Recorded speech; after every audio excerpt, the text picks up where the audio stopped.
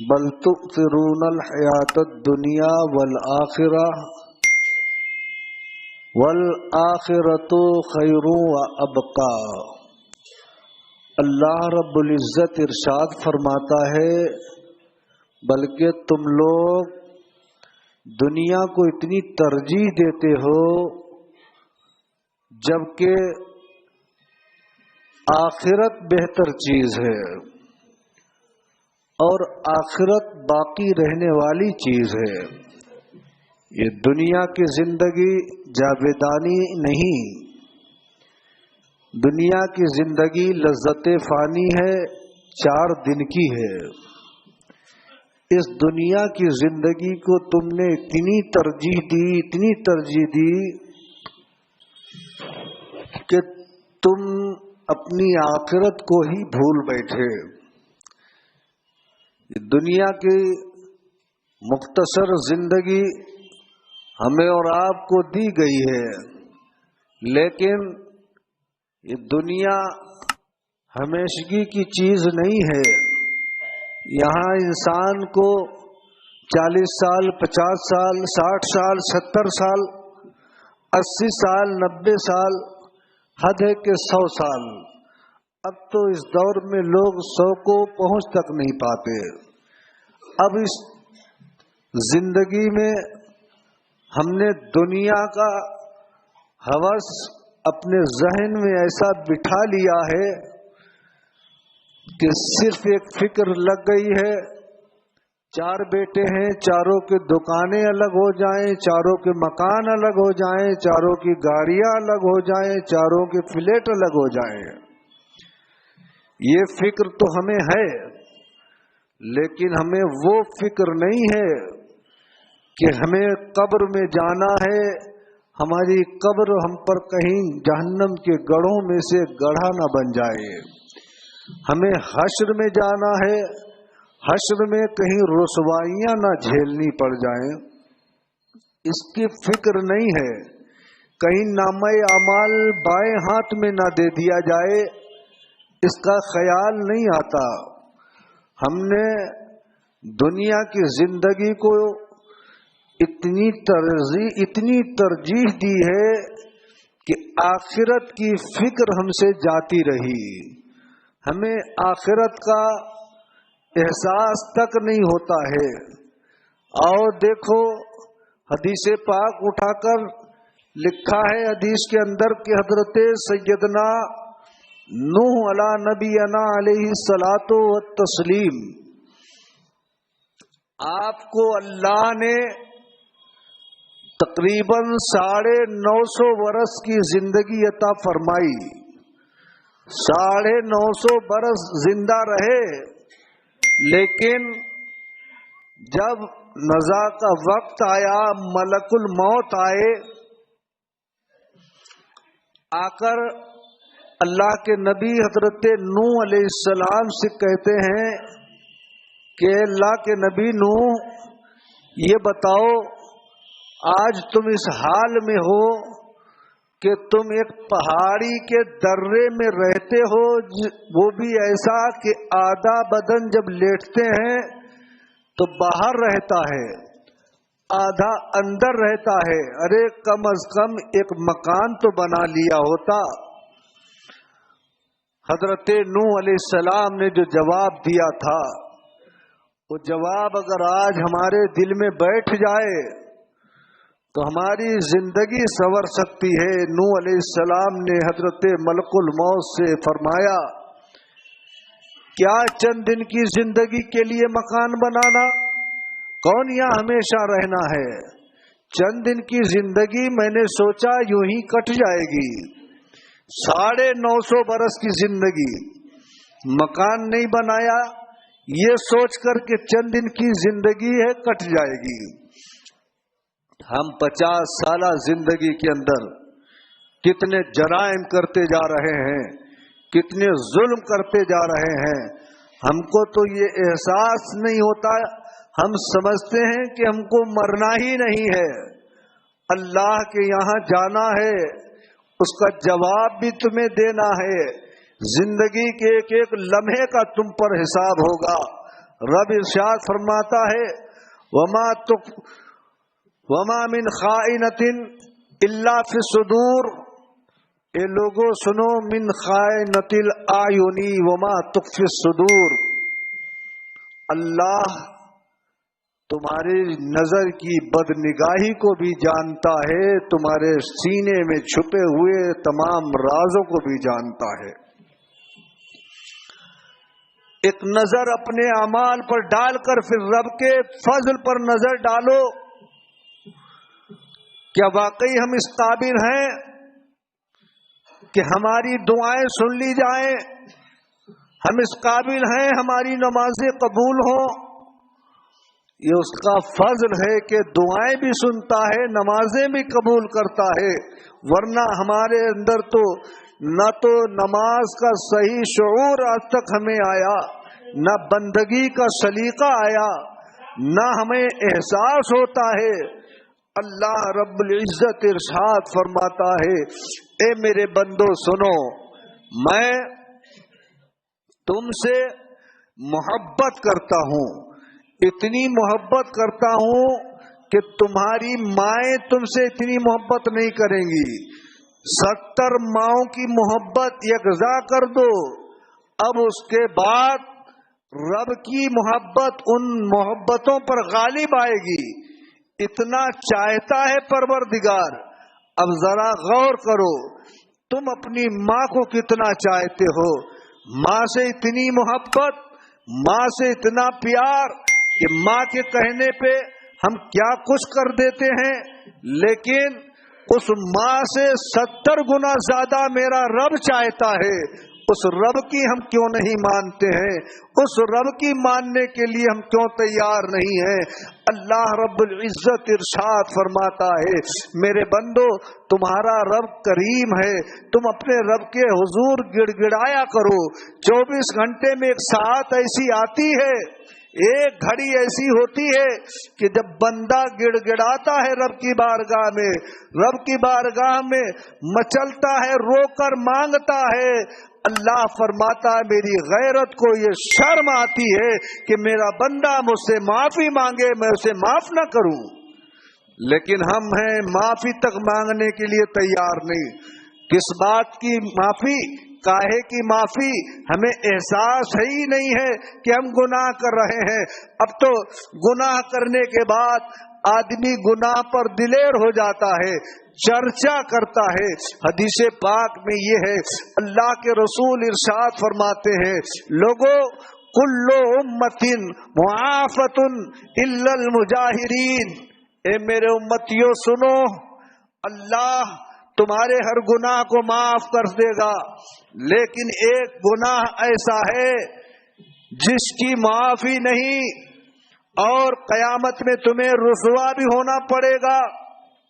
कुल्लु उम्मतिन मुआफतुन इल्लल मुजाहिरीन, कि मेरे हर उम्मती को माफी मिल जाएगी मगर उसको नहीं मिलेगी जो गुनाह करके फिर ऐलान करता है। अल्लाह फरमाता है, जिस वक्त तू गुनाह कर रहा था मैं चाहता तो तुझे उसी वक्त रुसवा कर देता।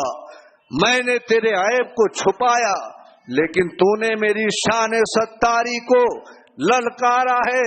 मैं तो छुपाए रहा तेरे ऐबों को।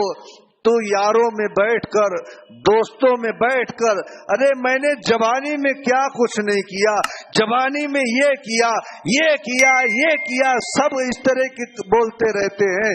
साहब सुनो, ये तुम्हारे ऐब अल्लाह छुपाए रखे था, लेकिन तुमने जब उसकी शान सत्तारी को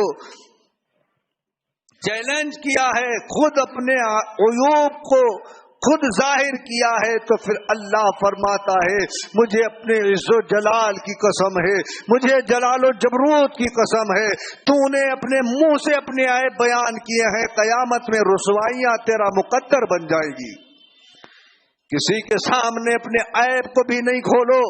ہاں تمہارا عیب جو جانتا ہے اس کے سامنے ضرور کہو، مولا میں ظالم ہوں، مولا میں گنہگار ہوں، میں سیاکار ہوں، بدکار ہوں، تیرے سوا مالک کوئی نہیں، معاف کرنے والا کوئی نہیں پروردگارا، ہم اقراری مجرم ہیں، اپنے تمام جرموں کو میں اقرار کرتا ہوں مولا، اس کے بعد تیری شان غفاری سے امید رکھتا ہوں میرا پروردگار مجھے معاف کر دے۔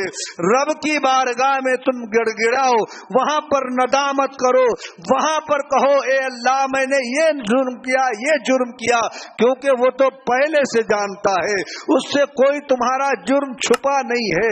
قرآن پاک میں ہے اللہ رب العزت ارشاد فرماتا ہے وَوَجَدُوا مَا عَمِلُوا حَاضِرًا، اے میرے بندو تم جو کرو گے قیامت کے دن تمہارے ایک ایک عمل کو لا کر حاضر کیا جائے گا، دکھایا جائے گا، پھر اقرار کرایا جائے گا کہ دیکھ میرے بندے کہیں تجھ پر زیادتی تو نہیں ہوئی، ایسا تو نہیں کہ تو نے یہ گناہ نہ کیا ہو، تیرے کھاتے میں چڑھا دیا گیا ہو، ایک ایک گناہ، ایک ایک کارنامہ تجھ سے کہا جائے گا اے میرے بندے پڑھ۔ اب اللہ کا بندہ پڑھنا شروع کرے گا۔ جانتے ہو رب کی شان کریمی دیکھو، اب اس کو جب اس کا نامہ اعمال دیا گیا، اب یہ انسان ہے نا، انسان کی خصلت یہ ہے، یہ ہیرا پھیری، انسان کی خصلت یہ ہے فراڈ کرنا، یہ انسان کی خصلت میں داخل ہے، لالچ حرص یہ انسان میں داخل ہے۔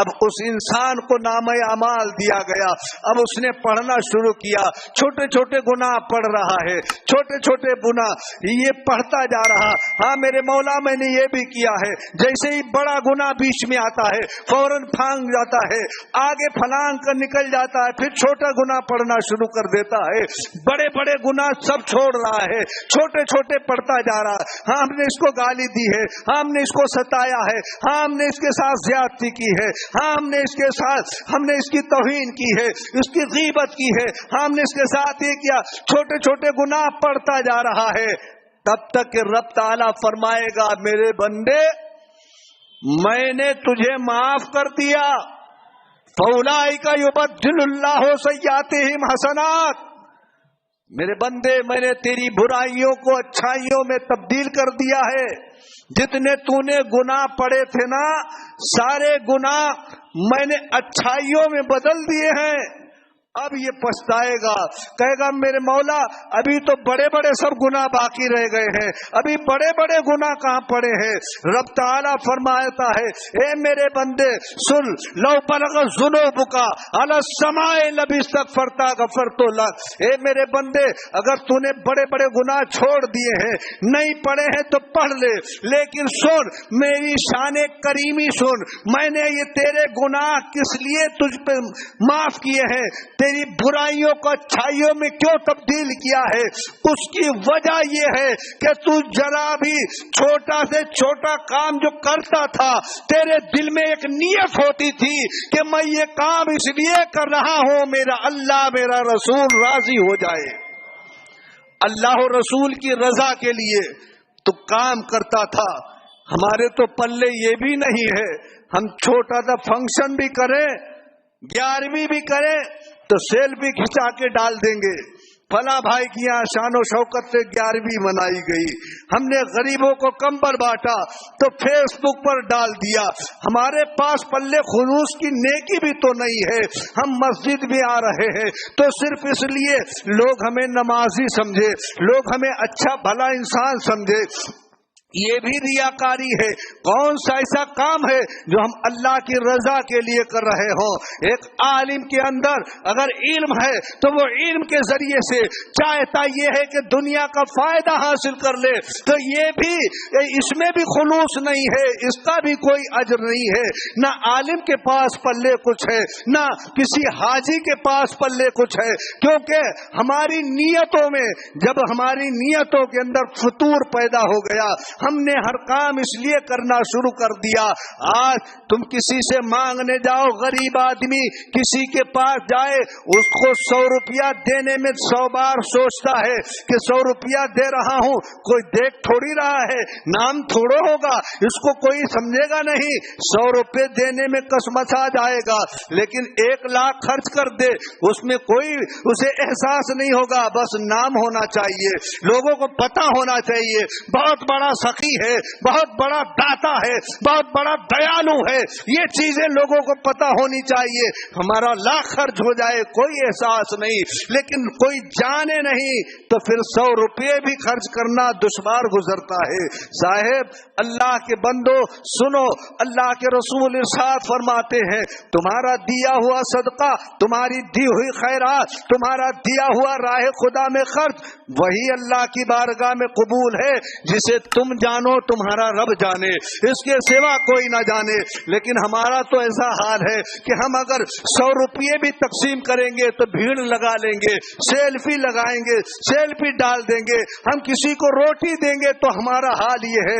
صاحب یہ مسلمان کا کام نہیں ہے, یہ مسلمانی صفت نہیں ہے, یہ تو غیروں کی صفاتیں تھیں, ان کو چونکہ دنیا میں اجر چاہیے تھا. اسلام نے ایک ضابطۂ حیات دیا ہے, اسلام کے اندر ایک حکمت اور مصلحت یہ رکھی گئی ہے, جتنے کام ہیں اسلام میں سب حکمت سے بھرے ہوئے ہیں, کوئی کام حکمت سے خالی نہیں ہے. تم کو اللہ نے زکوٰۃ کا حکم دیا, کیوں دیا ہے؟ اللہ کو پیسے کی ضرورت نہیں, وہ غنی مغنی ہے, ساری کائنات اس کے قبضے اختیار میں ہے, پھر بھی کہتا ہے بنزل الذی یقرض اللہ قرضا حسنا. ہے کوئی اللہ کا بندہ جو اللہ کو قرضہ دے دے؟ ذرا غور سے سنو, اللہ قرضہ مانگے قرآن مقدس میں ہے کوئی اللہ کا بندہ جو اللہ کو قرضہ دے دے؟ اب سوچنے کی بات, اللہ قرضہ مانگ رہا ہے؟ نہیں صاحب, اللہ کی رضا کے لیے اگر تم نے کسی کو قرضہ دیا ہے تو یہ گویا رب فرماتا ہے تم نے اپنے رب کو قرضہ دیا ہے. اس قرضے کو قرض حسنہ رب نے فرمایا ہے.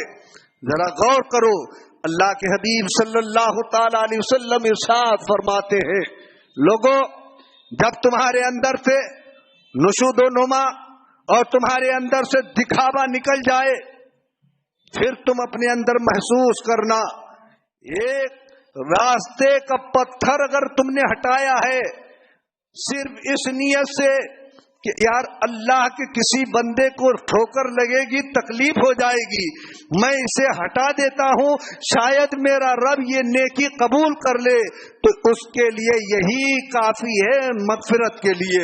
اگر نیت میں نیکی ہو, خلوص ہو, اخلاص ہو, نیت میں سچائی ہو تو یہ نیکی کافی ہے. اللہ کے حبیب نے تبھی تو ارشاد فرمایا میرے امتیوں کبھی چھوٹی نیکی کو مت چھوڑا کرو چھوٹا جان کے. تمہیں نہیں پتا ہے کہ چھوٹی نیکی اس وقت کام آئے گی جب نہ تمہارا باپ تمہیں نیکی دے گا, نہ تمہاری ماں تمہیں ایک نیکی دے گی.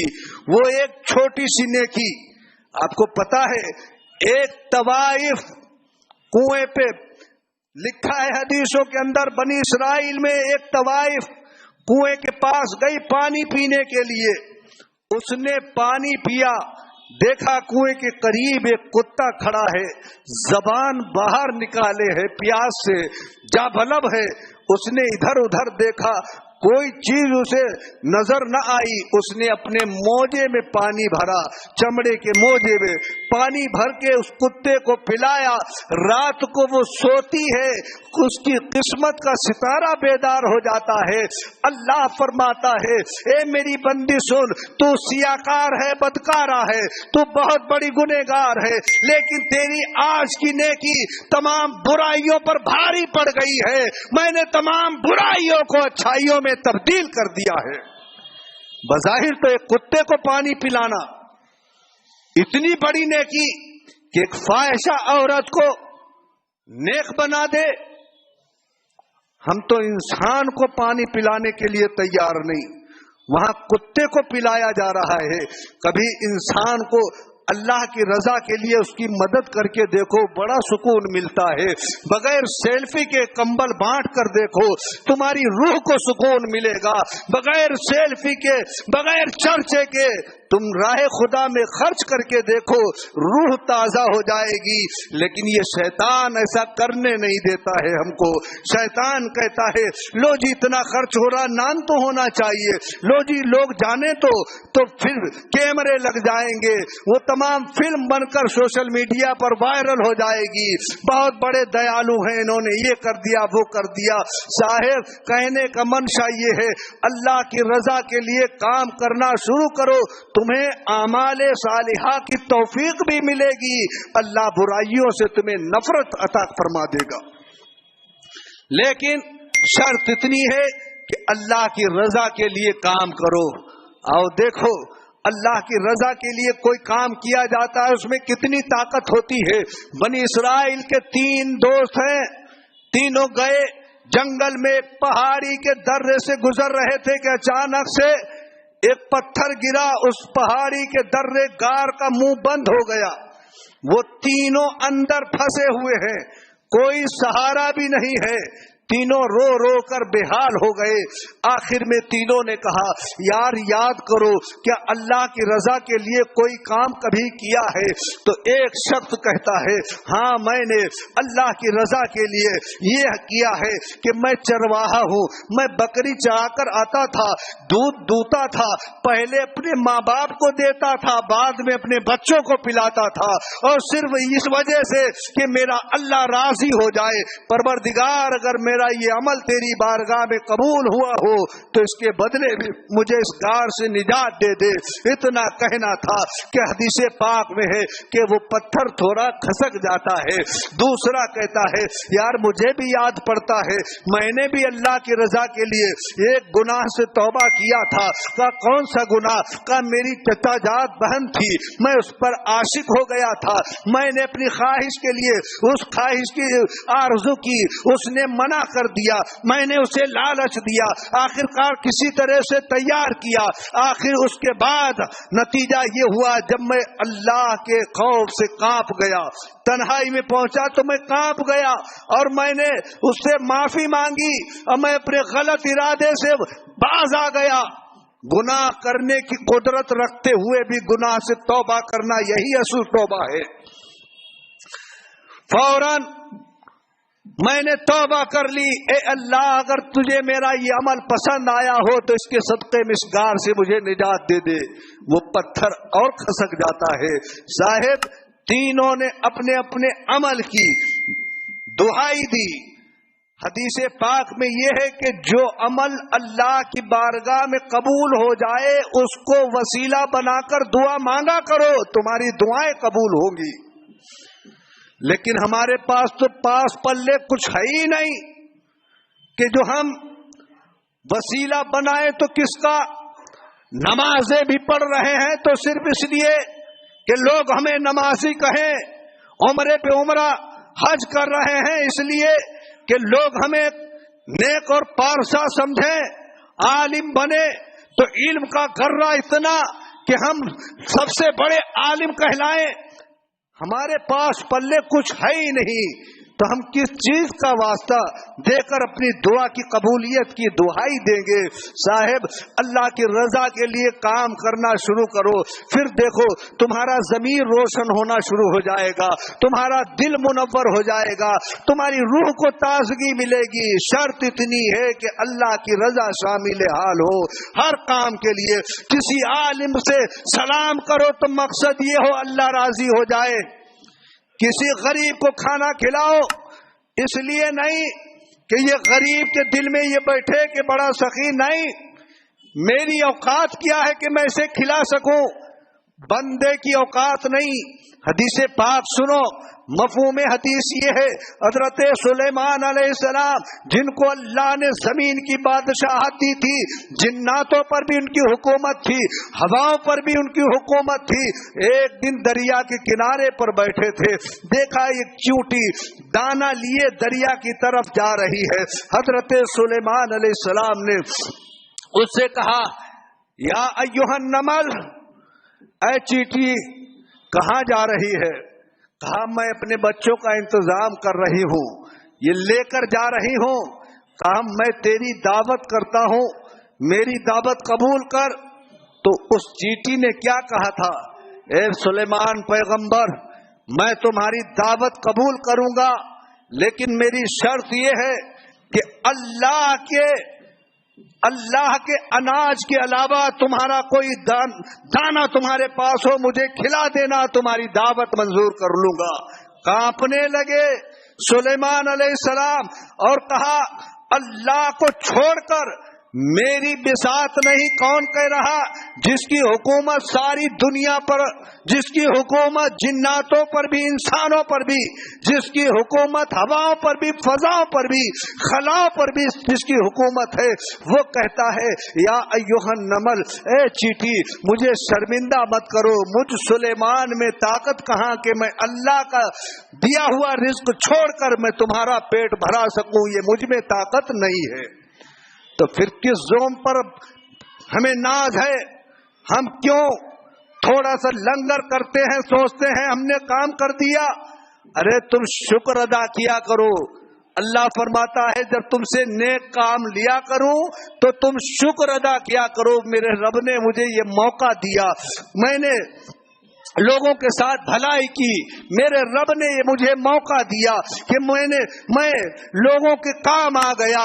تم جانتے ہو اللہ فرماتا ہے میرے بندوں، تم میں وہ بڑا خوش نصیب ہوتا ہے جس کو میں اس قابل بناتا ہوں کہ وہ میرے بندوں کے کام آئے۔ تو جب تم اپنے آپ کو ایسا پاؤ کہ میں اس لائق ہوں کہ اللہ کے بندوں کے کام آ سکتا ہوں، تو اللہ کا شکر ادا کیا کرو، اس پہ غرور نہ کیا کرو۔ رب فرماتا ہے لئن شکرتم لازیدنکم، میرے بندے تو شکر گزاری کر، میں تیری نعمتوں میں اور اضافہ کر دوں گا، میں تجھے اور عطا کروں گا، عزت بھی دوں گا، دولت بھی دوں گا، جاہو حشم بھی دوں گا۔ اللہ کے بندو، کہنے کا منشا یہ ہے، شاید میری بات سمجھ میں نہ آ رہی ہو، میں 2 جملوں میں کہہ دوں کہ چھوٹی سی چھوٹی نیکی صرف اس لیے کیا کرو کہ میرا اللہ راضی ہو جائے، اور چھوٹے سے چھوٹے گناہ سے اس لیے ڈرا کرو کہ اِنَّ بَطْشَ رَبِّكَ لَشَدِيدٌ، کہ بے شک میرے رب کی پکڑ بہت سخت ہے۔